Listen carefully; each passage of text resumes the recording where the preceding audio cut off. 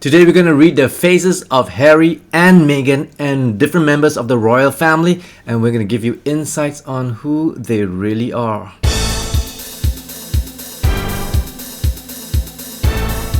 Today we're not going to talk about body language. We did that in the previous video. Today we're going to talk about face reading, and this school of face reading is under the science of epigenetics, which says your DNA remains the same throughout your lifetime, but there's such a thing called gene expression.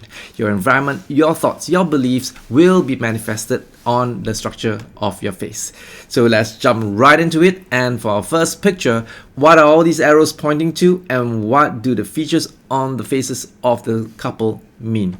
We start off by talking about this picture of a younger Harry, and the arrow points to this thing called the privet, which incidentally Charles have a very deep one too. That's a valley at the side of the nose bridge. It tells you that these people are very fast thinkers. If you speak too slowly to them, they get bored, and most of the time if they're conducting a meeting, they're waiting for you to catch up. The small ears tells me he has a very short attention span, and the bump on the nose tells me he is a very strong-willed person, and there are other features on his face later on that is going to reveal the same thing. His sharp, pointy nose says that he has a very strong opinion and he's going to stick with it. His low-set eyebrow says he's a very logical thinker. A lot of things to take in. But don't worry, we're going to tell you what to do later. This is a picture of the couple with Beyonce and Jay-Z. Jay-Z has a concave face. It tells me this guy is not very confrontational. He's going to be easy to get along with. As compared to Harry, Harry has a straight face which says he's a left-brainer, logical thinker. Jay-Z has a very unusual ears, and this is probably a very interesting point I want to make. If you notice, celebrities as well as extreme criminals all have very unusual ears. I am not saying Jay-Z is a criminal. I'm saying these are people with very unusual thinking styles and character. You see them in very successful people, billionaires, you see in celebrities, but on the extreme case, you also see a lot of these unusual ear shapes on criminals. This is a picture of young Harry and William, and you see that William has a very squarish face, while you will notice that Prince Harry has a very small mouth relative to his face shape and size. This says that this boy is a very quiet boy, and he's very careful what he articulates, especially to strangers. And that's probably what his parents told him. Hey, you're a prince, you're careful what you say.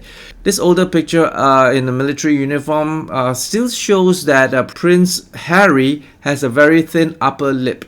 It doesn't mean he cannot talk. It doesn't mean he's not sociable. He's going to be very guarded, and it's going to be quite difficult to get into his personal zone and get personal information. As you've seen from the recent interview with Oprah, Oprah threw quite a few questions to him, and he said it's best that we don't discuss such topic. This picture of him in a cowboy hat, notice there's a gap in between his teeth. This says that he's a very strong-willed person. And later on, you find it very interesting that he actually had braces on when he was much younger. Then why did the gap in the tooth appear again? Because if your character don't change, you can try to use braces to shape your teeth, but it will go back to its original shape that is intended, which expresses the real you. And that's why people have to use retainers. Make sense? The gap of the tooth opens again because he continues to be a person that has a very strong will, and he wants to get things done his way. These are the family, the brothers and the father. Notice Prince Charles' ear is sticking out. He is a non-conformist.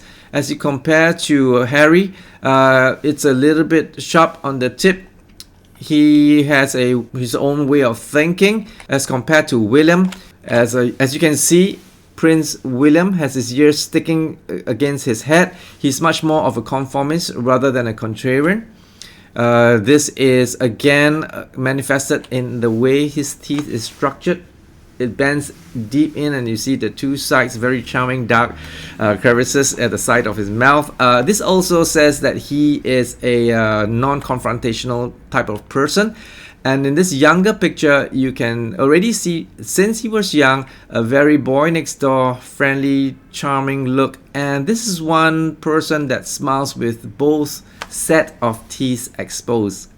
Normally in Hollywood, you are always told to smile only with the upper set of teeth, but he smiles with the both set of teeth. Is a sign of submission and conformist. Very interesting picture we have here. We will talk about the hair of Prince Harry. Since he was young, you could see that he had straight hair, but as he grew, his hair became more curly. And what does it mean? If you're not convinced by now that the character changes the structure of your face, or the height of your ears, or your nose, and even the texture of your hair. And when you look at the third picture, does it look like there goes a very serious Prince Harry? Not so. In fact, does it remind you of this character from Happy Days, Donny Mose? What type of character did Donny Mose have? A playful character. The other celebrity, Ed Sheeran. Okay, so these are people that are creative and they think out of the box and they're quite free-spirited. And now we move on to Meghan Merkel. I almost say Angela Merkel. Meghan Merkel. That's a very nice picture of a very nice young kid, friendly. Well, since I mentioned Angela Merkel, here's a picture of her. So we'll sidetrack for a moment, and you know what really strikes out are her two grief lines here. You take a picture of Angela 15 to 20 years ago, you don't see that so prominent. It's a bit, but not so prominent. This line tells me that she's gone through great grief, both in her personal side, which is manifested on the left side of the face, and her professional side, which is manifested on the right side of the face. Both her professional career and her home environment, she has grieved quite a lot. And this kind of grief can be affected by a death of a loved one, a pet, a divorce. And I think she and Joachim Schnauzer are still okay. And on the professional side, she may have to make decisions that cost lives of her fellow man or anything close to that. Her droopy eyelids tells me also it's been very hard for her as a leader and one of the most powerful women in the world. I think she had enough and she says she's not going to run for another term. So back to Meghan Merkel, you also notice that she already had a gap in her teeth since young. This is a woman that's going to get what she wants, and if she wants the prince, she is going to get the prince. Her eyelids tells me she's very affectionate and she needs affection in a marriage, in a relationship. So being snubbed by a royal family ain't gonna sit so well with she's kind of right-brained person. But her nose has a ball on the tip of it. This already says that she's going to be really good at money. And in her adult picture, you see the ball is still there. And recently, the couple penned a $100 million deal with Netflix and a $1 million per speech. So that already proves that she is going to be great with money. Finally, a picture of Princess Diana and Camilla Parker's bowl. Did I pronounce it correctly? Diana, when she got married, I was like a teenager. We were so mesmerized by her beauty and her hair. Then later on, as I acquired this skill to read faces, I noticed that her countenance totally changed. She looks sad. She looks suspicious. Her eyes is always like having that darting eyes. So I already could tell, I already did a call out that things are not going well for Diana. So many of you by now will say, hey Christian, you're just talking about the obvious, you're just digging through the internet, you're saying things that we already know. But I remain consistent because if you go to my channel, I have done lots of face reading. I've even been flown to Tel Aviv to do the breakdown of the 4 prime minister candidates before the election, and the Israeli told me I was just spot on. I don't know them, just like I don't know these people. I don't spend my whole day like a paparazzi reading through the entire life, so I don't know them. So I'm going to do a call out right now for Camilla Parker Bowles, and you look at her lip, there are lines on her lip. Please, if you know anything about this, my call out is that she has gone through a near-death experience. I don't know her history. So if you know her or you know information, please write down in the comment, am I right? She's gone through a near-death experience. In my career, I've done lots of reading. When I saw these, they have gone through a hostage crisis, a near-death experience, like a 100% blood transfusion of the body, near drowning, whatever it is. Okay, so she has gone through a near-death experience.